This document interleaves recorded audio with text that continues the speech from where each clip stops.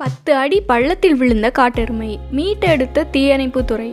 புதுக்கோட்டை மாவட்டம் கரம்பக்குடி அருகே உள்ள சூரக்காடு கிராமத்தில் விவசாயத்திற்கு நீர் சேமிப்பதற்காக அமைக்கப்பட்ட 10 அடி பள்ளத்தில் விழுந்து வெளியே வர முடியாமல் தவித்த காட்டெருமையை 2 மணி நேர போராட்டத்திற்கு பிறகு கரம்பக்குடி தீயணைப்பு துறையினரும் வனத்துறையினரும் ஜேசிபி இயந்திர உதவியுடன் மீட்டனர்.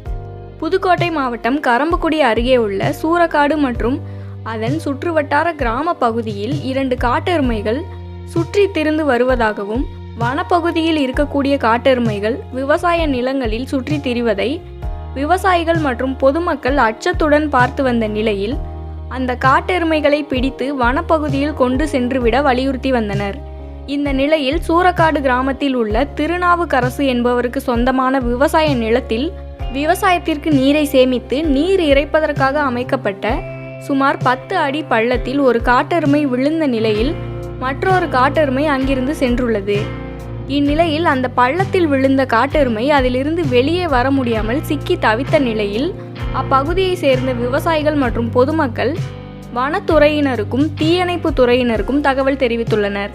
பின்னர் சம்பவ இடத்திற்கு சென்ற கரம்பக்குடி தீயணைப்பு துறையினர் மற்றும் வனத்துறையினர் 2 மணி நேரத்திற்கு மேலாக போராடி ஜேசிபி இயந்திர உதவியோடு 10 அடி பள்ளத்தின் மேலே கரைகளை காட்டெருமை செல்வதற்கு ஏதுவாக அமைத்து அதன் மூலம் காட்டெருமையை மீட்டெடுத்தனர்.